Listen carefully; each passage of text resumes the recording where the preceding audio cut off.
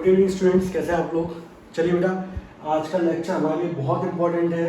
ये आपके बोर्ड में इससे क्वेश्चन 100% आएगा, सही है। और वो भी कितने मार्क्स में बच्चों?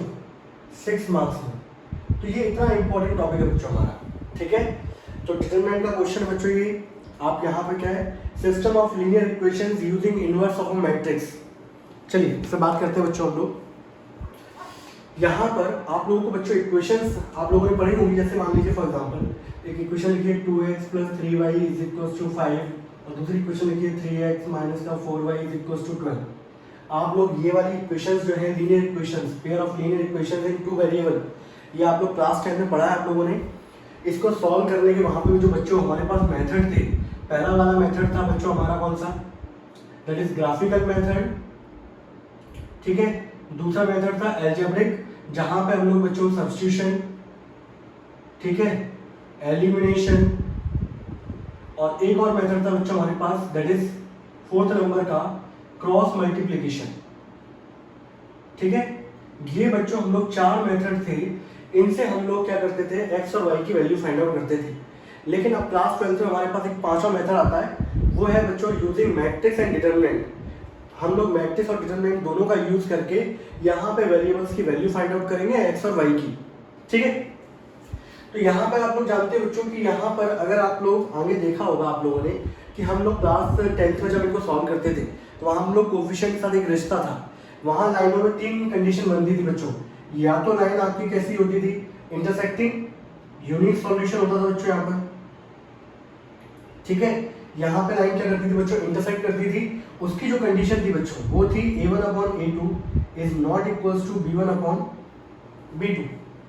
दूसरी कंडीशन ये थी बच्चों, लाइंस क्या करती थी बच्चों, पैरेलल होती थी एक दूसरे के। पैरेलल मतलब यानी कि नो सॉल्यूशन, ठीक है। और यहाँ पे जो कंडीशन थी बच्चों वो ये थी a1/a2 is equals to b1/b2 is not equals to c1/c2।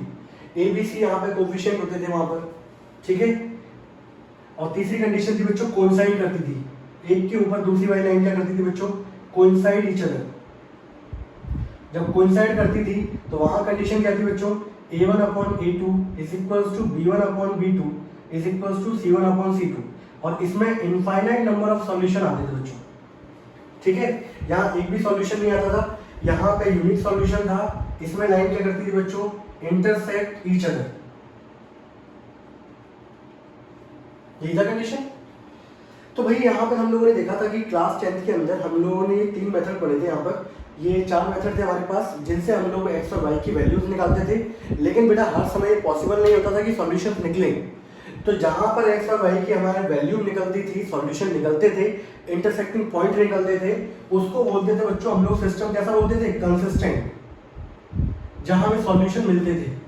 और जहाँ सॉल्यूशन नहीं मिलते थे वो सिस्टम कैसा होता था बच्चों, इनकंसिस्टेंट। तो दूसरा वाला जो सिस्टम है आपका नो सॉल्यूशन वाला, ये कैसा है बच्चों, इनकंसिस्टेंट। यहां आपको इनफाइनाइट सॉल्यूशन मिलते हैं तो ये भी सिस्टम कैसा होगा बच्चों आप लोगों का, कंसिस्टेंट, ठीक है। ये वाले मेथड बच्चों ज्यादा अच्छे हैं एज कंपेयर टू मुझे लगता है इसके। बस ये भी आपका एक 5वें नंबर का मेथड यहाँ पर निकल के आता है, वो भी कौन सा, using inverse of a matrix. आप मैट्रिक्स और डिटरमिनेंट का यूज करके आप इक्वेशंस को क्या कर सकते हो, सॉल्व कर सकते हो, वहां पे सॉल्यूशन फाइंड आउट कर सकते हो, एक्स और वाई की वैल्यूज फाइंड आउट कर सकते हो, ठीक है। अब मैं आपको समझाता हूँ। मेन चीज बच्चों ये थी, इसको नोट करें यार फटाफट जल्दी से।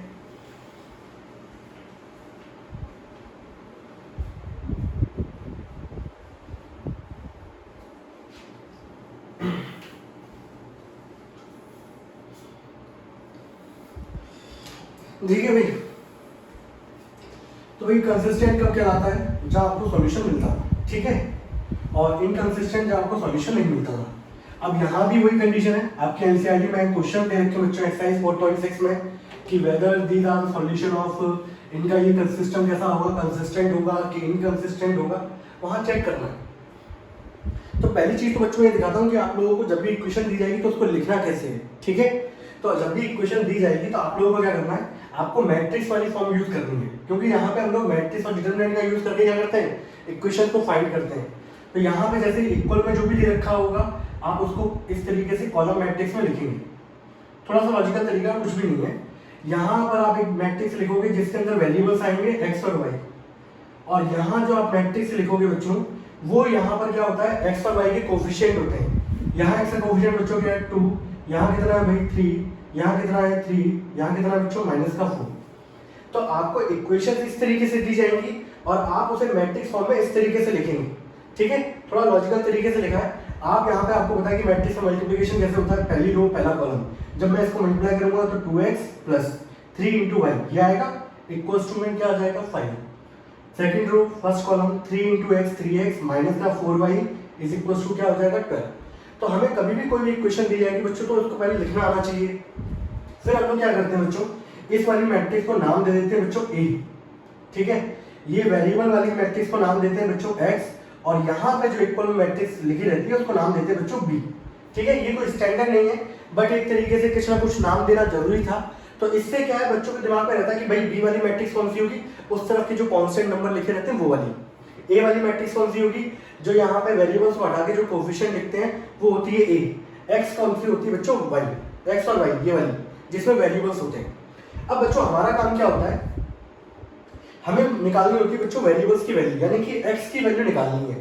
तो x को बच्चों हमें क्या करना पड़ेगा, अकेला करना पड़ेगा, तो a को यहाँ से हटाना पड़ेगा।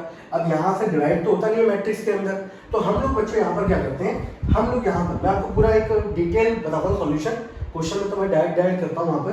तो यहाँ पे बच्चों मैं क्या कर रहा हूँ, मैं यहाँ पर प्री मल्टीप्लाई कर रहा हूँ बच्चों, pre multiply by a inverse both side, दोनों तरफ बच्चों में किससे मल्टीप्लाई कर रहा हूँ, a इनवर्स से। उसका फायदा देखो a inverse ax is equals to क्या हो गया, a इनवर्स इनटू b। आपको पता है a इनवर्स और a ये दोनों मिलके कोई भी मैट्रिक्स अपने इनवर्स के साथ जब भी मल्टीप्लाई होती है बच्चों तो वो हमेशा आपको क्या देता है बच्चों, आइडेंटिटी मैट्रिक्स। तो ये दोनों मल्टीप्लाई होकर बच्चों क्या देगा, i इंटू एक्स बराबर क्या हो गया, a inverse into b। Now x is equals to a inverse b, ये निकल के आता है बच्चों आपके पास क्या, फाइनल सॉल्यूशन। तो x मैट्रिक्स बच्चों अकेली हो गई, और आप लोग जानते हो गई किसी भी मैट्रिक्स का इनवर्स निकालने का जो तरीका होता है वो क्या होता है बच्चों, 1 upon determinant of a into क्या होता है बच्चों, एडजॉइंट t। ये भी आपको पता है, और आपको ये भी पता है भाई एडजॉइंट कैसे निकलता है बच्चों, बाय यूजिंग कोफैक्टर्स। अब समझ में आया मैं आप लोगों को, इतने समय से मैं कोफैक्टर्स पे क्यों जोर दे रहा था, क्योंकि मुझे पता है कि ये वाले क्वेश्चन आपके एग्जाम में आएंगे, और ये दो इक्वेशन वाले तो बच्चों 1-1-2 मार्क्स में आ सकता है। क्वेश्चन आपके पेपर में जो आता है वो 3 मार्क्स, वो 6 मार्क्स में जो पूछा जाता है वो आपके आती है 3 इक्वेशंस, जहाँ पे 3 वेरिएबल होते हैं x y z, वो पूछी जाती है, और वो भी 100%। ठीक है, तो कुल मिला के जब भी डिटरमिनेट करो तो ये वाला टॉपिक तो आपको घोट के जाना ही है, क्योंकि इसका क्वेश्चन तो आपको 100% मिलेगा। सही है, चाहे पढ़ो चाहे आप नहीं पढ़ो।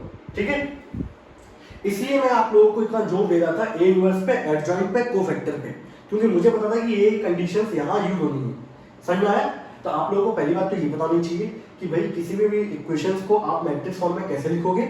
उसके बाद कंडीशन ये ऐसी आती है, मुझे वेरिएबल्स की वैल्यू फाइंड करनी होती है, तो x का वैल्यू जो निकल के आती है वो आती है a इनवर्स इनटू b। अब a मैट्रिक्स बच्चों ये है, आप इसका इनवर्स निकालना जानते हो, एडजॉइंट निकालना जानते ही हो। ठीक है, अब बच्चों यहाँ पर एक आती है बात, यहाँ पे बात आती है डिटरमिनेंट पर। ठीक है, डिटरमिनेंट में बात कैसे आती है कि भाई पहचानेंगे कैसे कि सिस्टम ऑफ इक्वेशंस जो हमारा वो कंसिस्टेंट है कि इनकंसिस्टेंट, तो वो बात टिकती है बच्चों डिटरमिनेंट पर। मैं इसको हटा दूं, आपके पास कोई भी मैट्रिक्स इस फॉर्म में आएगी बच्चों। ठीक है, आप लोग डिटरमिनेंट निकालते ही यहाँ पर मैं आपको दिखा देता हूँ, दो कंडीशनें अराइज होती हैं। ठीक है, कि पता लगाने के लिए कि सिस्टम ऑफ इक्वेशन कैसा है, कंसिस्टेंट है कि इनकंसिस्टेंट है, तो वो बात आती है बच्चों डिटरमिनेंट ऑफ ए पर। ठीक है, अब डिटरमिनेंट ऑफ ए बच्चों यहाँ पर दो कंडीशन आती हैं। अगर आपका डिटरमिनेंट ऑफ ए बच्चों नहीं है इक्वल 0 के, तो यानी कि पर्टिकुलर सिस्टम कैसा आपका वो है कंसिस्टेंट, मतलब वहां पे सॉल्यूशन मिलेगा, और आपको जितने भी 99% क्वेश्चनों से जो डील करनी है वो यही करनी है, और यही बच्चों हमारे क्या है कोर्स में भी है। दूसरा केस आता है बच्चों, अगर आपका determinant of A equals to क्या आ गया बच्चों 0, तो उसके बाद फिर से आपके पास दो कंडीशन अराइज हो जाती है यहाँ से।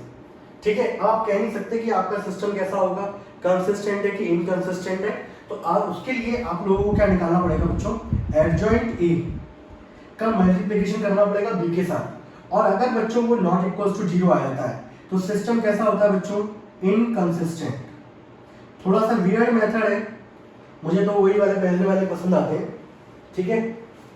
अगर यहाँ पर adjoint A into B not equal to है ना बच्चों, अगर ये बच्चों 0 आ जाता है तो यहाँ पर आपके पास फिर कंडीशन आ जाती है भाई कि सिस्टम हो भी सकता है कंसिस्टेंट और इनकंसिस्टेंट, दोनों कंडीशन राइट हो सकती हैं। सिस्टम कंसिस्टेंट होने का मतलब इनफाइनाइट सॉल्यूशन आ सकते हैं, और इनकंसिस्टेंट का मतलब है नो सॉल्यूशन। लेकिन तब भी आपकी कोर्स को देख के बात की जाए तो यहाँ पे जो आपका सॉल्यूशन निकल के आता है बच्चों, वो कैसा आता है, कंसिस्टेंट आता है, ठीक है। तो कुल मिला के आपसे जब भी पूछा जाएगा क्वेश्चन में कि भाई ये बताओ सिस्टम ऑफ इक्वेशन, ये 1 मार्क्स या 2 मार्क्स में क्वेश्चन पूछा जा सकता है कि इज कंसिस्टेंट और नॉट कंसिस्टेंट। बच्चे ऐसी चीजों पर क्या है कम ध्यान देते हैं, मैं आपको बताऊं, बच्चा सीधे सीधे क्वेश्चन निकालना सॉल्व कर लेता है, लेकिन ऐसी कुछ कंडीशन पे क्या देता है, कम ध्यान देता है, तो वहां पे आप लोगों के लिए दिक्कत हो सकती है। तो इसको सही तरीके से लिख लेना, ठीक है। इसलिए मैं बच्चों ये लेक्चर बना रहा हूँ, मुझे पता है कि ये बहुत बहुत इंपॉर्टेंट टॉपिक है, एग्जाम में 100% पूछा जाता है। तो मान लो किसी का स्किप भी कर जाएगा, कुछ छूट भी जाएगा, तो दोबारा क्या कर सकता है, रिकवर कर सकता है, ठीक है। तो आपका डिटरमिनेंट कभी 0 के इक्वल नहीं आना चाहिए, अगर नहीं आता तो बहुत अच्छी बात है, भाई सिस्टम कैसा हो गया, कंसिस्टेंट, और ये हमारे कोर्स में यानी कि उसके पर्टिकुलर वेरिएबल्स की वैल्यू निकलेगी। और कभी अगर नहीं आता, ये 0 के इक्वल आ गया बच्चों, तो फिर आप लोगों को फिर से आगे 2 मेथड करने पड़ेंगे भाई, आपको एडजॉइंट निकालना पड़ेगा और उसका मल्टीप्लिकेशन आपको किससे करना पड़ेगा बच्चों, बी से। और अगर इसका मल्टीप्लिकेशन नॉट इक्वल टू 0 आता है मतलब सिस्टम कैसा है, इनकंसिस्टेंट, यानी कि नो सॉल्यूशन। और अगर ये 0 आ जाता है तो फिर आप क्या बोलोगे, ये कंसिस्टेंट है, इनफाइनाइट मैनी सॉल्यूशन वाली कंडीशन आएगी, ठीक है भाई। इसको नोट कर लें अच्छे से, कोई डाउट है तो भाई बताओ जरा मुझे।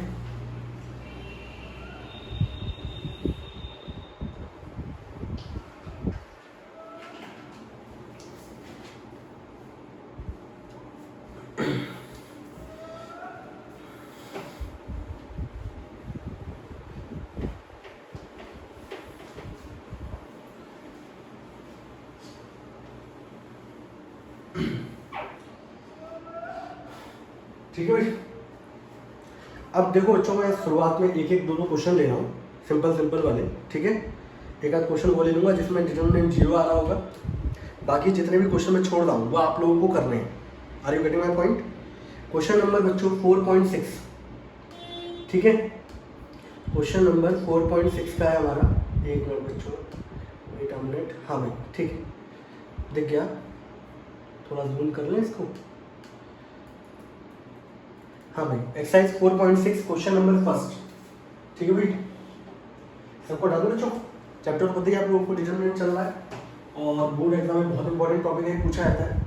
एक्सरसाइज बच्चों 4.6, ठीक है। क्वेश्चन नंबर बच्चों फर्स्ट है इसका, आपको यहाँ बताना है कंसिस्टेंसी ऑफ द सिस्टम बताना बच्चों, कि आपको ये बताना है कि यहाँ पर जो आपका सिस्टम ऑफ लीनियर इक्वेशन है वो कंसिस्टेंट है कि नहीं, ठीक। तो पहले नंबर का बच्चों क्वेश्चन क्या दिया गया है, x + 2y = 2, और दूसरा क्या दिया गया है, 2x + 3y = 3, ये दिया गया बच्चों। तो भाई मैंने आप लोगों को बताया था कि कभी भी आपको इक्वेशन जब भी दी जाती हैं तो आप लोगों को उसे मैट्रिक्स फॉर्म में लिखना आना चाहिए, ठीक है। मैट्रिक्स फॉर्म में बच्चों जब हम लोग लिखेंगे इसको तो आपको पता है एक मैट्रिक्स तो ए बनती है, एक बनती है बच्चों x जिसमें वेरिएबल्स लिखे जाते हैं, और दूसरी मैट्रिक्स होती है बच्चों b जो कि अपोजिट साइड में जो भी आपके कांस्टेंट नंबर लिखे रहते हैं वो लिखते हैं। तो अपोजिट साइड में क्या दे रखा है, 2 और 3 वेरिएबल्स हो गए x और y के कोफिशिएंट बच्चों यहाँ लिखते हैं 1 2 2 3। आपको बताइए फॉर्म कौन सी होगी बच्चों, ax बराबर क्या हो गया, b। कंसिस्टेंसी के लिए हम लोग डिटरमिनेंट ऑफ a निकालते हैं, तो ये है बच्चों आपके पास a मैट्रिक्स, यही निकालना है बच्चों में डिटरमिनेंट ऑफ a। तो डिटरमिनेंट ऑफ a निकालूंगा तो आपको पता है इसको मल्टीप्लाई कैसे करना है, 1 × 3 बच्चों 3 - 2 2 4 and that is equals to -1 and which is not equals to 0। तो डिटरमिनेंट बच्चों यहाँ पे 0 नहीं आ रहा, therefore सिस्टम इज कैसा है बच्चों, कंसिस्टेंट, ठीक है भाई। ये हो गया फर्स्ट वाला क्वेश्चन। क्वेश्चन नंबर बच्चों सेकंड में आते हैं। क्वेश्चन नंबर सेकंड क्या है बच्चों इसका, सिंपल क्वेश्चन बच्चों, आप लोग फटाफट कर लोगे। 2x - y = 5 और क्या दिया गया अभी, x + y = 4।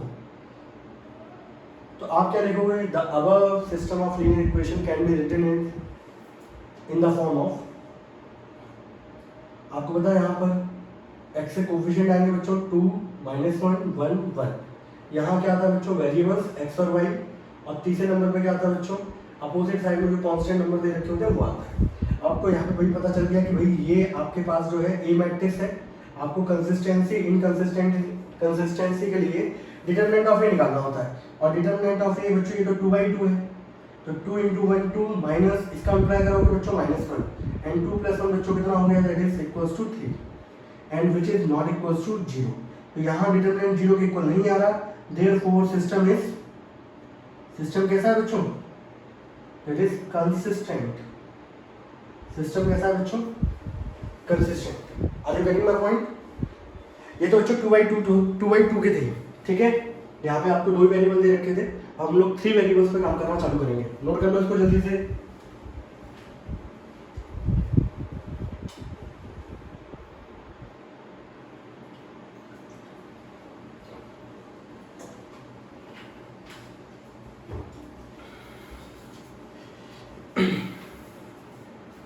चलिए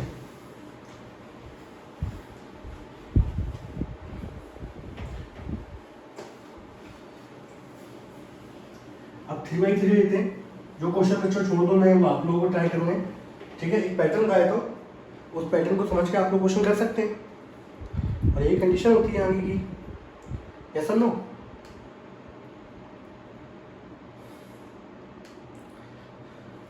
तो वही देखिए क्वेश्चन नंबर 3 आप लोग कर लेंगे। क्वेश्चन नंबर 4 वाला मैं कराता हूँ। थोड़ा सा वहाँ पर क्या है वियर्ड थिंग जो है वो ये है कि यहाँ पे पहली बात तो 3 वेरिएबल हो गए हैं, और थर्ड इक्वेशन में ए आपका एक अलग से कोएफिशिएंट जुड़ा हुआ है, ठीक है। क्वेश्चन नंबर है बच्चों 4। एक्सरसाइज तो यहाँ लिख दो बच्चों कॉलम में। एक्सरसाइज कौन सी है बच्चों हमारे पास, 4.6। क्वेश्चन नंबर 4 क्या है बच्चों, x + y + z = 1, ठीक है। और दूसरी क्वेश्चन है 2x + 3y + 2z, 2x + 3y + 2z = 2, ठीक। और तीसरी क्वेश्चन है ax + ay + 2az = 4, ठीक है। ये दे रखा है बच्चों। अब आपको बताना है कि कंसिस्टेंट है कि इनकंसिस्टेंट है। तो भाई हम लोग पहली बात तो जानते हैं, इसको अब देखो लिखने का तरीका क्या होता है। The above system of linear equation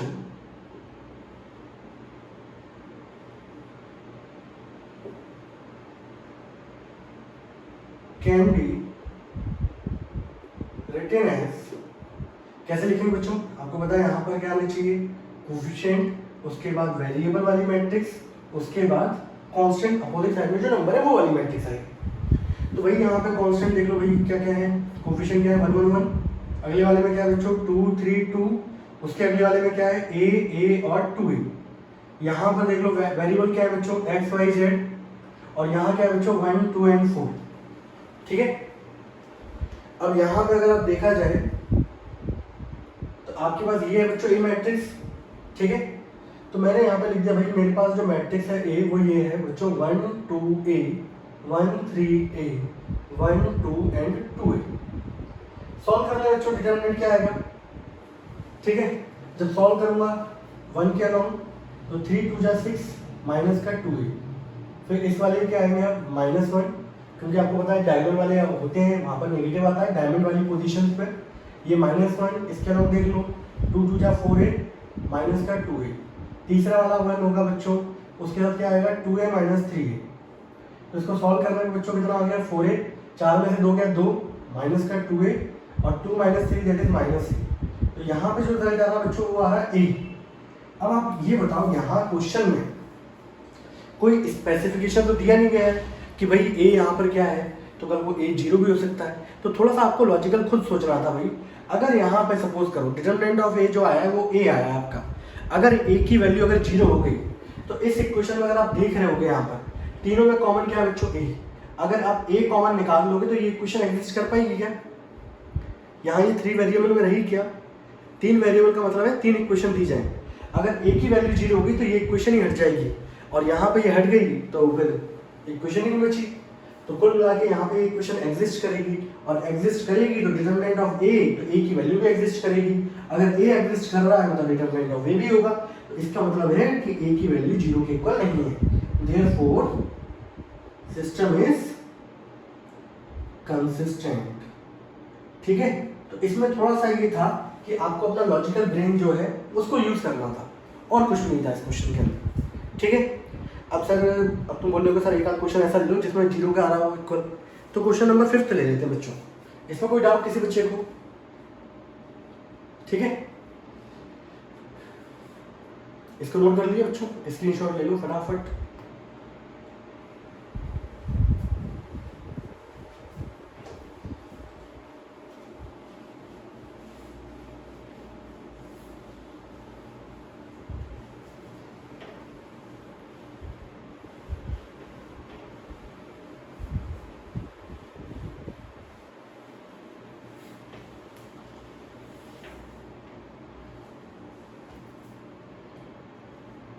question number बच्चों 5 वाला है, देखिए ना, क्वेश्चन नंबर 5।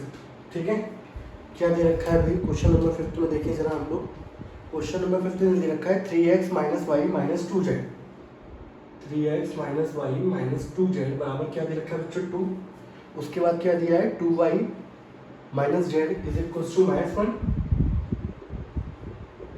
और तीसरे वाले में क्या दिया बच्चों? 3x - 5y = 3।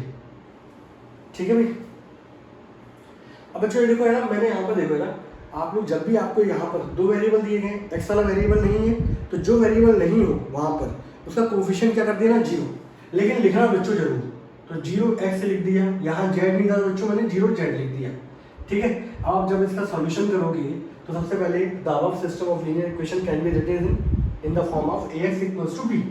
तो भाई यहाँ पे अगर आप देखोगे तो सबसे पहले नंबर पे ए मैट्रिक्स आएगी जो कि होगी 3 0 3, फिर यहाँ होगा -1 2 एंड -5, यहाँ -2 -1 एंड 0।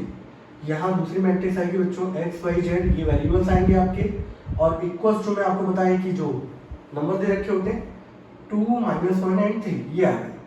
तो ये फॉर्म कौन सी होगी बच्चों? ax = b वाली फॉर्म होगी। ठीक है, ए मैट्रिक्स बच्चों ये हो गई, एक्स मैट्रिक्स बच्चों ये है, और बी मैट्रिक्स बच्चों ये है। अब मुझे यहाँ बताना है कि भाई ये सिस्टम कैसा है, कंसिस्टेंट है कि इनकंसिस्टेंट है, ये बताना है मुझे। तो मैंने यहाँ पे क्या किया बच्चों, यहाँ सॉल्यूशन लिख दो, डायरेक्ट मैं बच्चों डिटरमिनेंट निकाल रहा हूँ। ठीक है, हम देख लो आप डिटरमिनेंट ऑफ ए, इसके हम सॉल्व कर दूँ कॉलम नंबर 1 के अलॉन्ग, आप तो किसी भी के अलॉन्ग सॉल्व कर सकते हो, आप लोगों को मैं सब चीज़ सिखाई है। तो 3 लिया बच्चों मैंने, पहली रो पहला कॉलम गया 2 × 0 0 हो गया बच्चों, -5 × 1 -5, इसके हम सॉल्व नहीं करना, 0 हो गया बच्चों। तीसरे वाले का लॉन्ग प्लस का 3 आ जाएगा बच्चों, ये वाली रो चली गई, ये वाला कॉलम चला गया, 1 × 1 कितना होगा बच्चों? 1, -2 × 2 -4 है, तो बच्चों क्या हो जाएगा? प्लस का 5 प्लस का 4 हो जाएगा बच्चों। ठीक है, तो आप देख रहे हो 3 × -5 बच्चों कितना हो गया? -15। ठीक है, यहाँ पे 4 + 1 5, 5 × 3 कितना हो जाएगा बच्चों? प्लस का 15, and that is equal to 0। अब भाई यहाँ पर आ गया आपका डिटरमिनेंट ऑफ ए बराबर किसके आ गया बच्चों? 0 के इक्वल आ गया। अब कंडीशन ये आती है कि भाई जब डिटरमिनेंट ऑफ ए 0 के इक्वल आता है तो हम लोग एडजॉइंट ए का मल्टीप्लिकेशन कराते हैं बी से। अगर वो नॉट इक्वल टू 0 आता है तो इनकंसिस्टेंट, अगर 0 के इक्वल आ जाएगा तो फिर दो कंडीशन राइज होती हैं, कंसिस्टेंट भी हो सकता है, इनकंसिस्टेंट भी हो सकता है। लेकिन फिर ये है कि वो आप वाले जो कोर्स है क्लास 12 के अंदर, उसमें वो हमेशा क्या निकल के आता है? कंसिस्टेंट ही निकल के आता है। ठीक है, तो भाई यहाँ पे हम लोग एडजॉइंट निकालने जा रहे हैं। तो एडजॉइंट में आपको पता ही है भाई क्या निकालते हैं? कोफैक्टर्स। तो यहाँ पे हेडिंग डाल देना, क्योंकि पेपर में तो एक क्वेश्चन पूछा जाएगा 6 नंबर में, और कोई भी टीचर चाहेगा नहीं कि बच्चा मक्का ही दे। तो यहाँ पे लिखेंगे आप A11, A12, A13, A21, A22, A23। ठीक है, A31, A32 एंड A33। ठीक है, बस यहाँ थोड़ा सा केयरफुल रखना, क्यों भाई अगर कोफैक्टर आपके एक भी पॉइंट पे गलत हो गया मतलब कुल मिला के पूरा क्वेश्चन क्या है? गलत। ठीक है, अब हम लोगों ने जो सीखा था, मैंने आप लोगों को जो सिखाया इतने समय से, जब हम लोग प्रैक्टिस कर रहे हैं वो इसी कंडीशन के लिए कर रहे थे बच्चों। सही है, तो आपने देखा कि यहाँ पे फर्स्ट रो फर्स्ट कॉलम है भाई, पहली रो पहला कॉलम हटा दो। इन तीनों के अंदर पहली वाली रो तो चली जाएगी बच्चों, ये वाली रो तो क्या जानी है? पहले नंबर पे पहला वाला कॉलम चला गया, लो भाई 2 × 0 0, और ये कितना हो जाएगा बच्चों? -5 आ गया। ठीक है, दूसरे वाले में दूसरा कॉलम चला गया, 0 इंटू 0 0 और ये -3 होगा बच्चों, तो ये कितना हो जाएगा +3। ठीक है, तीसरे नंबर पे ये चला गया 0 इंटू 5 0 और ये 3 2 जा कितना हो गया। ठीक, दूसरे वाले में जब कोफैक्टर निकालेंगे तो 2 2 2 सब में लिखा हुआ है, तो सेकंड वाली रो चली जाएगी बच्चों। ठीक है, अब कौन सी रो जाएगी, सेकंड वाली रो। मैं इसलिए बता रहा हूँ ताकि आप लोगों को थोड़ी सी चीजें क्या हो जाए, याद आ जाए। ठीक है, आगे चल के मैं फटाफट करूंगा, मैं आपको समझाऊंगा नहीं कि ये कोफैक्टर कैसे आना है। आपको पता है ये वाली रो चली जाएगी बच्चों। अब पहले वाले में तो 2 1 का मतलब क्या है, सेकंड रो फर्स्ट कॉलम, इसको छुपा लो, इसका उल्टा इससे होगा 0, इसका इससे होगा कितना आ जाएगा भाई 5 2 10, नेगेटिव नेगेटिव पॉजिटिव हो जाएंगे, तो प्लस का 10 आएगा, फॉर्मूले के अकॉर्डिंग -10 हो जाएगा। सेकंड रो सेकंड कॉलम, इस वाले को छुपा लिया, इसको छुपाओ, 3 इंटू 0 0 और ये कितना हो जाएगा, दैट इज +6। तीसरे वाले में इसको छुपा लो भाई, 3 इंटू -15 और ये +3 -12। ठीक है, अब ये वाला चला गया बच्चों। अब तीसरे वाले में बच्चों हम लोग किसको छुपाते हैं, तीसरी रो को, पहले वाले कॉलम को छुपा लो, इसको मल्टीप्लाई करो 1 + 4 दैट इज इक्वल टू क्या हो गया बच्चों 5। इसके बाद इसको छुपा लो 3 इंटू -1 -3, इसके बाद इसको छुपा लो 2 इंटू तो सॉल्व करना आती है, 3 2 6। ठीक है भाई, इसके बाद मैंने क्या बताया था आप लोगों को कि डायमंड वाली पोजीशन होती है 1 2 3 4, इनके साइन चेंज कर दो बच्चों, ये नेगेटिव, ये पॉजिटिव, ये पॉजिटिव, ये पॉजिटिव। ठीक है, फिर मैंने आप लोगों को बताया था भाई कि ये जो कोफैक्टर्स आपके निकले हैं, तो एडजॉइंट जब निकालते हैं हम लोग तो यहाँ पे इनका ट्रांसपोज कर देते हैं। तो भाई ये जो रो वाइज में लिखे हैं इनको कॉलम में लिख दो, 5 -3 -6 10 6 12 5 3 6। ठीक है, लेट मी चेक कर ले बच्चों, यहाँ -5 है, -5 -3 -6 10 6 और 12 और 5 3 और 6 भाई सही है बिल्कुल हमारा। तो ये तो बच्चों मेरे पास क्या निकल के आया, एडजॉइंट। अब इसका मल्टीप्लिकेशन मुझे बच्चों किससे कराना है, कोफैक्टर यानी कि बी से कराना है, बी वाली मैट्रिक्स से। ठीक है, उड़ा दूं, एक क्वेश्चन आता है पेपर में, भाग्य अच्छा रहा तो डायरेक्ट इक्वेशन आ जाती है, नहीं तो लैंग्वेज फॉर्म में आता है, मैं आपको बताऊं। ठीक है, लैंग्वेज में आना तो भी कर लेंगे, ऐसी कोई भारी भरकम नहीं होती। और अभी हम लोग क्या है 14-15 क्वेश्चन करेंगे लैंग्वेज वाले क्वेश्चन उस पर बेस्ड, तो लैंग्वेज वाला डर भी आपका क्या हो जाएगा, दूर हो जाएगा। ठीक है भाई, तो अगले स्टेप में बच्चों अब मैं क्या कर रहा हूँ, एडजॉइंट ए का मल्टीप्लिकेशन करा रहा हूँ भाई बी मैट्रिक्स से। एडजॉइंट बच्चों मेरे पास क्या आया था, -5 -3 -6। ठीक है, और 10 6 12 5 3 और 6। ठीक है, बी मैट्रिक्स क्या बच्चों मेरे पास, दैट इज 2 -1 एंड 3।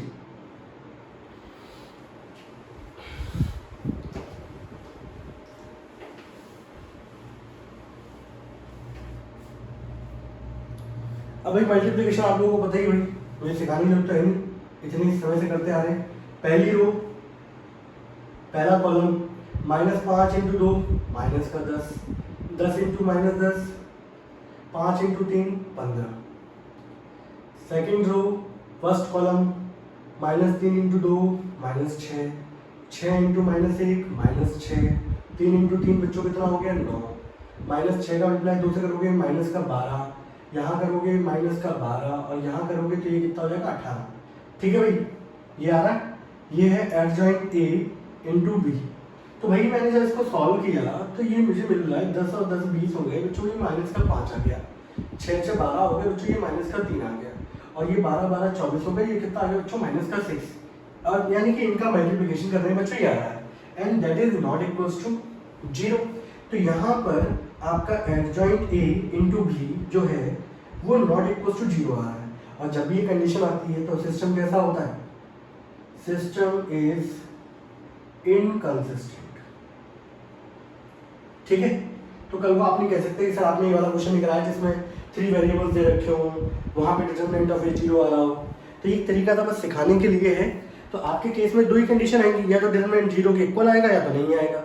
99.99 हमें कौन से पार्ट पे खेलना है, जहां पे determinant of A not equal to 0 आएगा। और दूसरी कंडीशन अगर आता है तो एडजॉइंट और ए और बी निकालोगे और वो भी आपको हमेशा क्या मिलेगा, नॉट इक्वल टू जीरो, यानी कि सिस्टम कैसा है, इनकंसिस्टेंट, नो सॉल्यूशन है भाई, यहाँ पे आपको कोई वेरिएबल की वैल्यू नहीं मिलेगी।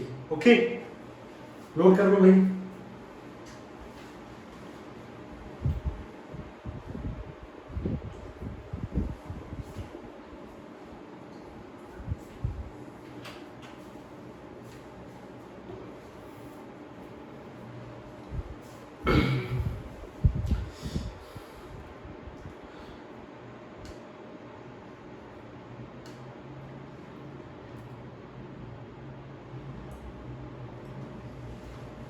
क्वेश्चन नंबर 6 आप लोगों को करना है।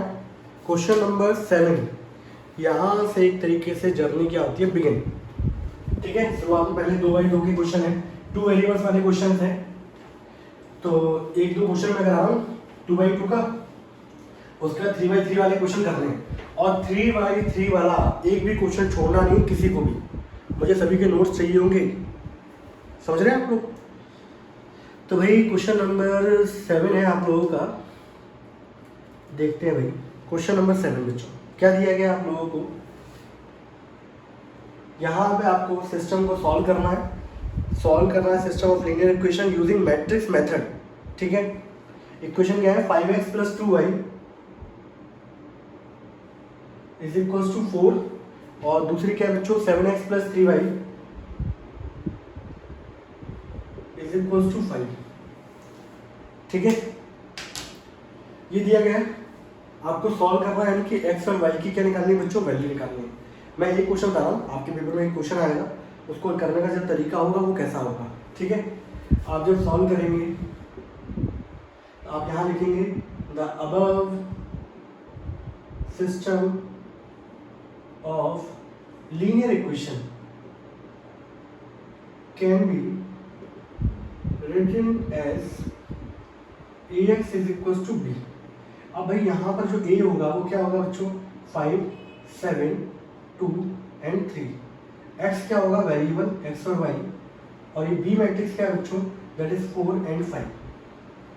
ठीक है भाई, अब आपको पता है भाई डिटरमिनेंट निकालना पड़ेगा, सबसे पहले तो वहीं से चालू होता है, कंसिस्टेंट हुआ तो सॉल्यूशन निकलते हैं। तो आपको पता है भाई डिटरमिनेंट कितना निकल के आएगा, इसमें डिटरमिनेंट कितना आएगा, 5 × 3 15 - 7 × 2 14। ठीक है, and that is 1 and which is not equals to 0, therefore system is consistent। तो सिस्टम कैसा है बच्चों हमारे पास, कंसिस्टेंट। ठीक है भाई, अब उसके बाद क्या आता है बच्चों, एडजॉइंट आएगा। ठीक है, एडजॉइंट में आपको बताइए जो एलिमेंट दे रखे हैं उनके करस्पॉन्डिंग क्या निकालने पड़ेंगे, कोफैक्टर। ठीक है भाई, तो यहाँ पे निकाल लेते हैं भाई, यहाँ पे लिख देता हूँ मैं कोफैक्टर्स। वैसे मैं डायरेक्ट भी कर सकता था, लेकिन मैं चाहता हूँ आप लोगों को सिखाना, A11, A12, A21, A22। ठीक है, एक क्वेश्चन तो तरीके से कराया जाए जिससे आप लोग क्या है, A11 first row first column कितना आ गया बच्चों, 3। A12 first row second column कितना आ गया, 7। सेकंड रो फर्स्ट कॉलम कितना आ गया बच्चों, 2। सेकंड रो सेकंड कॉलम क्या आ गया बच्चों, 5। और पोजीशन पे ये दोनों है, इन दोनों के साइन क्या होंगे, चेंज। नाउ एडजॉइंट क्या होता है, इनको बस क्या कर दो, कॉलम वाइज लिख दो, और आप लोगों को पता भी है कि इन दोनों की पोजीशन चेंज होती है, इन दोनों के आगे क्या लगता है, माइनस साइन, वही आ गया बच्चों।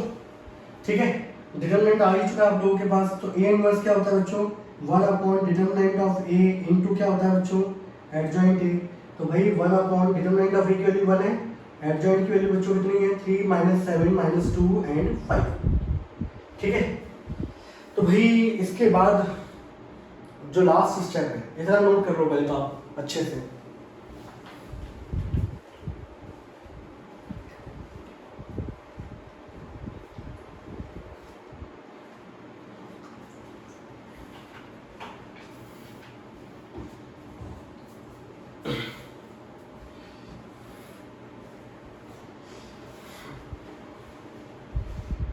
ओ चल ठीक है,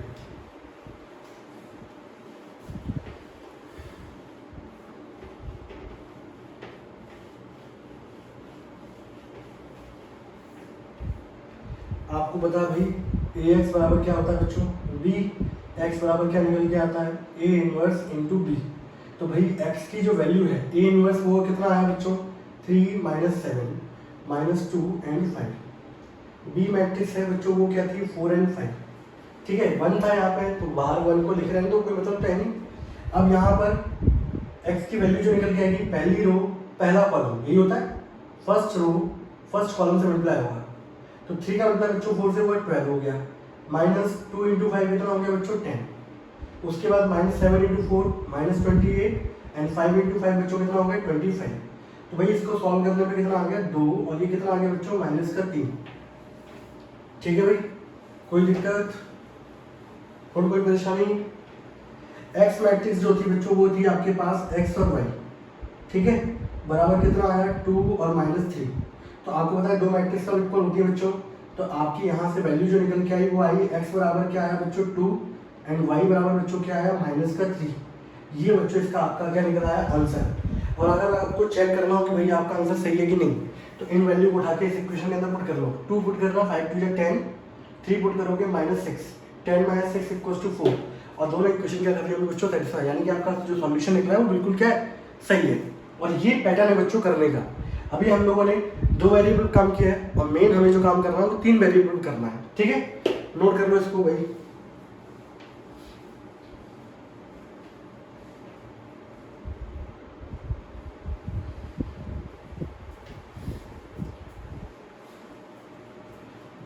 हटा दो।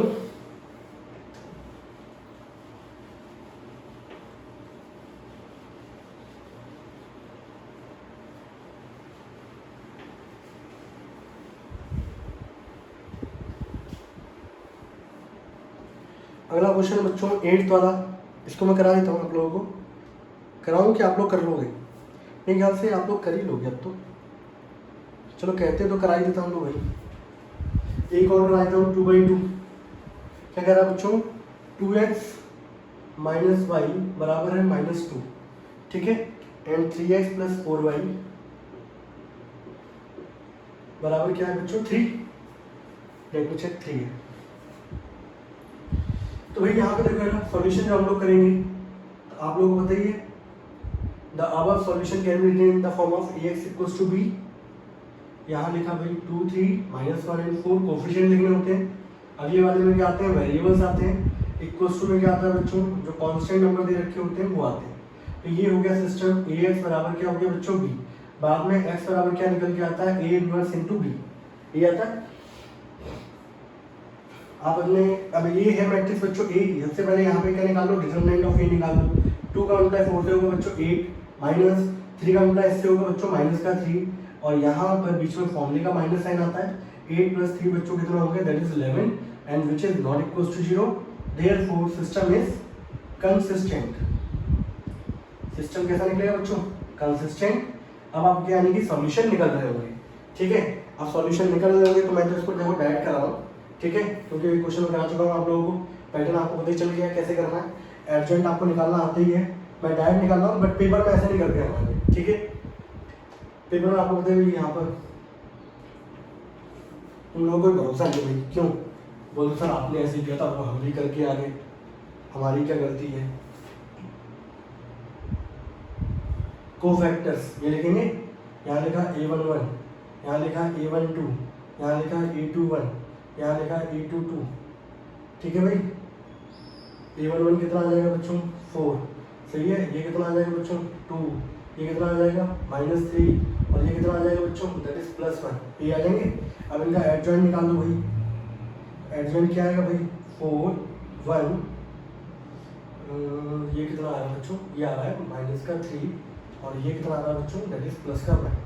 ठीक है अब सही है फर्स्ट रो सेकंड कॉलम। ठीक है 4 1 ये कितना आएगा भाई नीचे 4 -3 1 और 2 ये आ गया एडजॉइंट। आपका a इनवर्स बच्चों कितना आएगा 1 upon determinant of A that is 11 और एडजॉइंट कितना आया था 4 -3 1 एंड 2। मैंने कैसे किया मैंने तो वही लिख दिया। मुझे पता है कि इन दोनों की पोजीशन चेंज होती है तो ये आएंगे यहाँ पर ये आएगा। ठीक है बाकी इन दोनों में नेगेटिव साइन आता है तो भाई इस वाले को इधर लिख लो क्योंकि ट्रांसपोज होता है बाद में। ठीक है वैसे तो आप निकाल ही सकते हो फर्स्ट रो सेकंड कॉलम क्या आएगा 3 आएगी वैल्यू। बाद में इनके इसके साइन चेंज होते हैं, साइन चेंज करने के बाद नेगेटिव ये क्या हो जाएगा पॉजिटिव। ठीक है भाई अब लास्ट स्टेप क्या होता है, इसका मल्टीप्लाई करना है आप लोगों को, किसको, बी से करना है भाई, कर दें इसको। मैं तो चलो नोट कर लो आप लोग जल्दी से।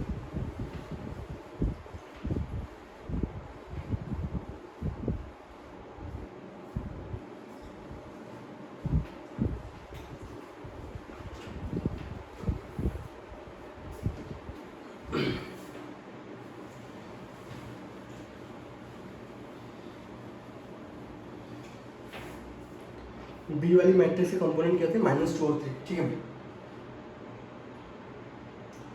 एक्स बराबर क्या था बच्चों, ए इनवर्स इंटू बी।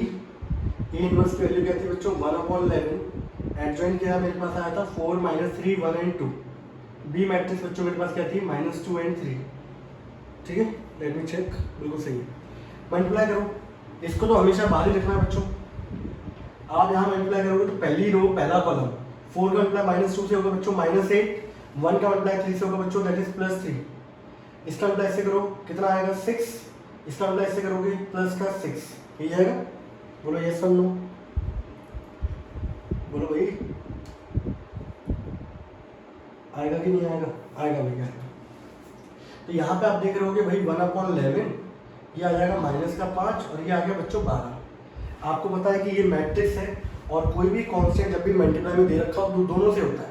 तो इसको मल्टीप्लाई करूंगा तो बच्चों मेरे पास कितना आ गया, -5/11 और ये हो गया बच्चों 12/11, ठीक है।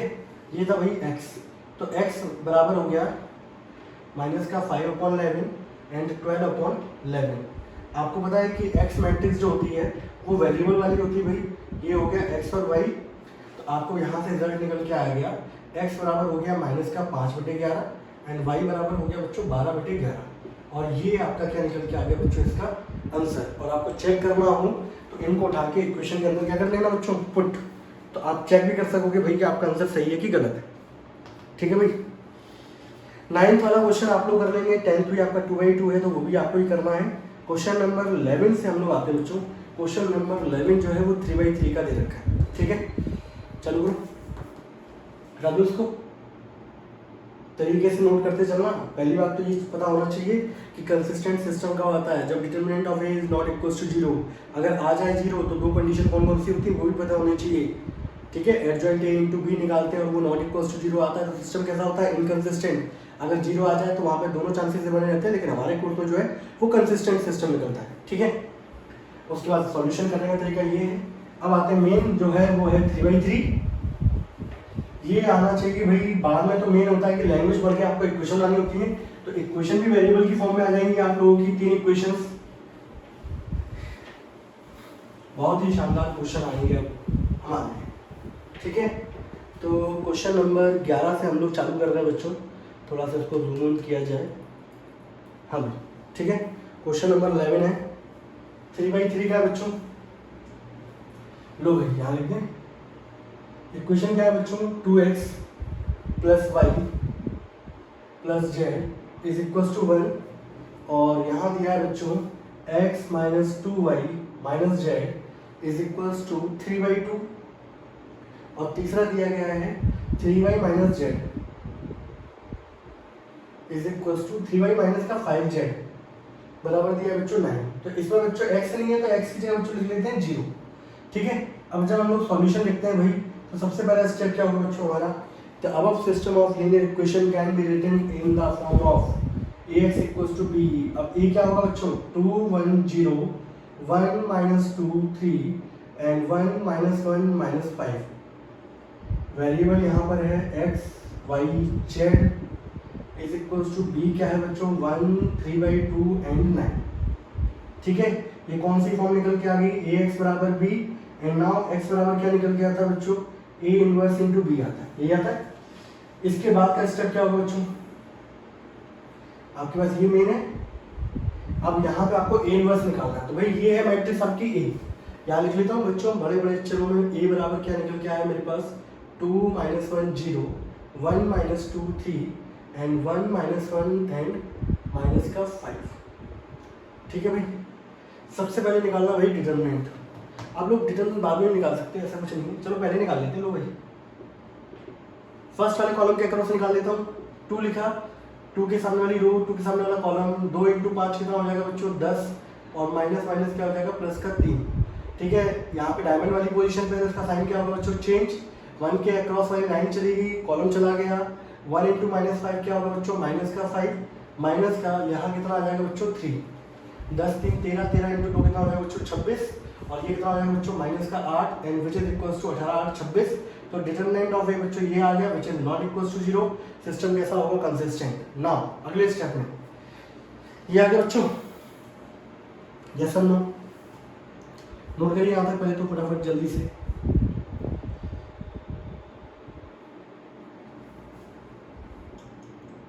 बच्चों 2 1 है यहाँ पर, मैंने यहाँ कितना लिख दिया बच्चों -1। यहाँ कितना आ जाएगा भाई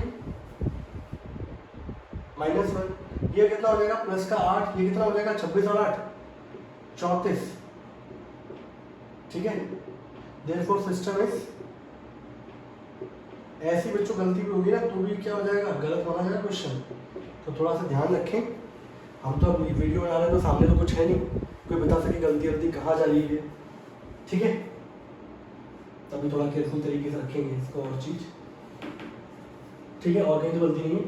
1 -2 3 1 -1 एंड -5। ओके ठीक है ना। अगला स्टेप क्या है बच्चों, इस पर डालू जरा, आप लोग नोट कर चुके हैं इसको, एक बार चेक कर लो जल्दी से फटाफट। साथ साथ नोट करते चला करो तो नोट्स जल्दी बन जाएंगे, नहीं तो एक तरीके से बोझ बन जाती है चीज।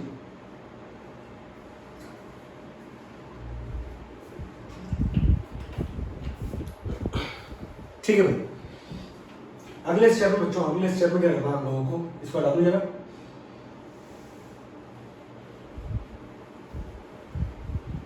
नोट सभी ने कर लिया है।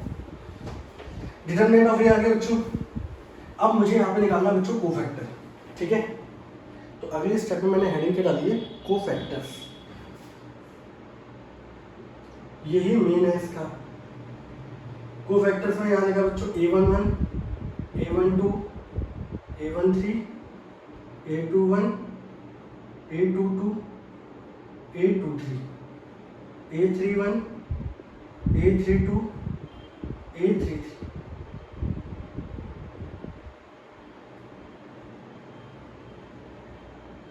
ठीक है, अब समझ में आ रहा है कोफैक्टर्स का यूज।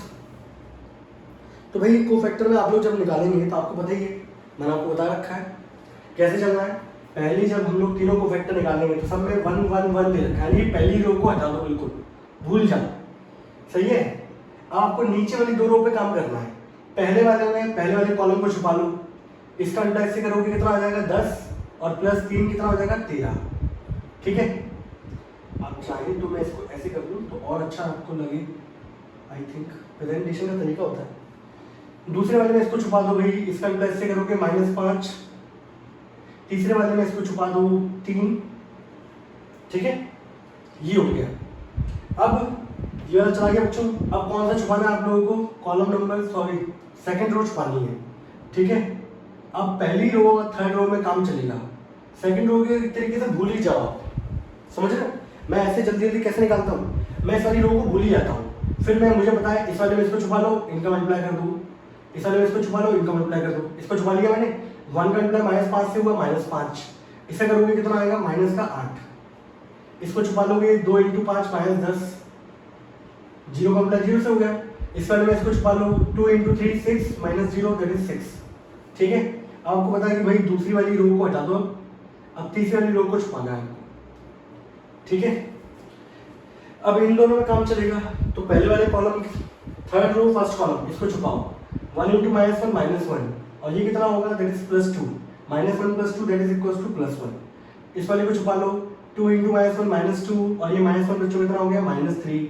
इसको छुपा लो -4 और ये -5। ठीक है, इसके बाद मैंने आप लोगों को बताया ये आ गया। इसके बाद आपके डायमंड पोजीशन में जो होते हैं उनके सबके साइन क्या होंगे बच्चों चेंज। इसका साइन चेंज हो गया, इसका साइन चेंज हो गया, इसका साइन चेंज हो गया, इसका साइन चेंज हो गया, ये आ गया। ये आपके क्या निकल के आए कोफैक्टर्स। अब आपको सभी को ये पता है कि भाई एडजॉइंट कैसे निकलता है। आप लोगों को एडजॉइंट आपको पता है कि जो यहाँ पर ये आप लोगों ने हॉरिजॉन्टल लाइन में लिख रखे हैं उन सबको वर्टिकल लाइन में लिख दो। तो 13 5 और 3 8 -10 -6 1 3 -5। ठीक है, चेक कर लो बच्चों एक बार, सही निकलेंगे गलत निकलेंगे कैसा क्या है। 13, 5 और 3 8 माइनस 10 माइनस 6 1 3 और माइनस 5, बिल्कुल सही बच्चों। ये हमारे, तो कोशिश करना एक भी गलती ना होता, दोबारा से चेक कर लेना, समझ रहे हो। अब भाई इसके बाद आपका लास्ट स्टेप क्या होता है भाई, आपका लास्ट स्टेप होता है x बराबर a इनवर्स इंटू बी।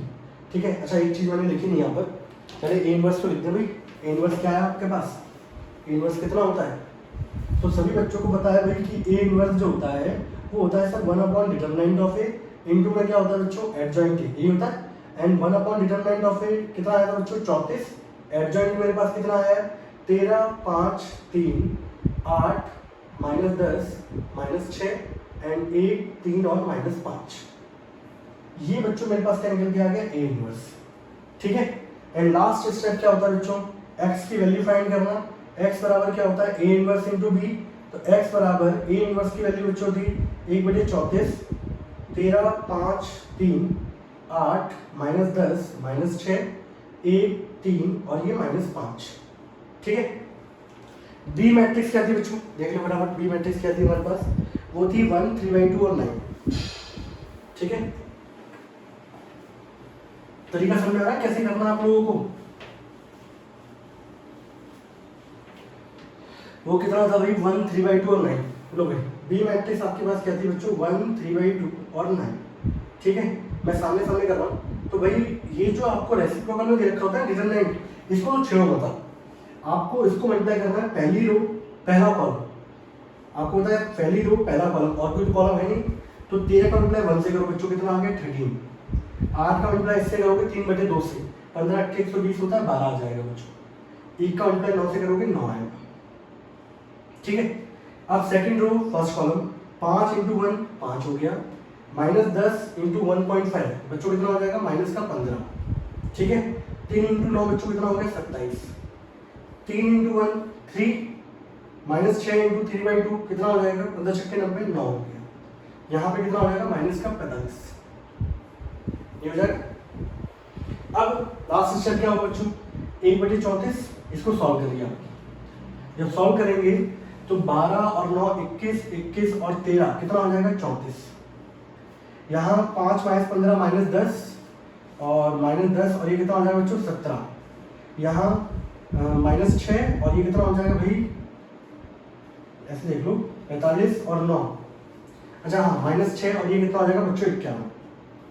ठीक है, अब ये जो वैल्यू आप लोगों को बताया भाई, यहाँ पर अगले स्टेप में यहाँ पर 1/34 का मल्टीप्लाई सभी से होगा, तो 34/34 हो जाएगा, 17/34 हो जाएगा और 51 माइनस 51/34। तो यहाँ पर आपके पास जो रिजल्ट आएगा भाई वो क्या निकल के आएगा, दैट इज 1/2 एंड 17 3 जा 17 2 जा माइनस 3/2। आपको पता है कि x जो होता है हमारे पास मैट्रिक्स जो होती है वो होती है भाई x y और z, ये होती है। तो यहाँ से जब आप कंपेरिजन करोगे, ठीक है, ये वैल्यू निकल के आ रही है, बताओ बढ़िया बढ़िया सी, बिल्कुल।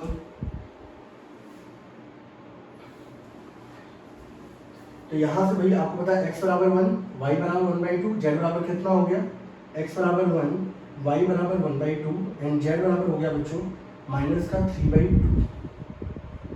ठीक है, ये आपका आंसर निकल के आएगा।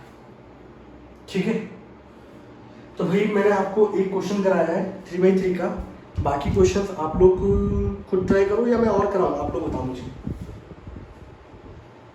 ठीक है, तो इसको क्वेश्चन के बाद बाकी क्वेश्चन आप लोग ट्राई करिएगा 3/3 के। ठीक है, और इसमें कुछ एक आध कंडीशंस और भी हैं, वो वाले क्वेश्चन मैं नेक्स्ट टाइम पे कराऊंगा और फिर नेक्स्ट टाइम पे मैं आपकी जूम पे क्लास लूँगा। ठीक है, फिर आप लोगों से क्वेश्चन करवाऊंगा। ठीक है, तो पता चलेगा आप लोगों ने कितने क्वेश्चन किए हैं, कितनी आपके अंदर एक्यूरेसी है। आप लोगों ने प्रैक्टिस नहीं करी होगी तो कोई स्पीड नहीं आएगी, कोई एक्यूरेसी नहीं होगी। ठीक है, और पूरे लेक्चर के दौरान 1-2 क्वेश्चन कर पाओगे आप। तो इसलिए अच्छे से देखना लेक्चर को, अच्छे से नोट्स बनाइएगा और खुद से क्वेश्चन प्रैक्टिस करिएगा 3/3 की। ठीक है, चलिए तब तक लिए टाटा एंड बाय बाय।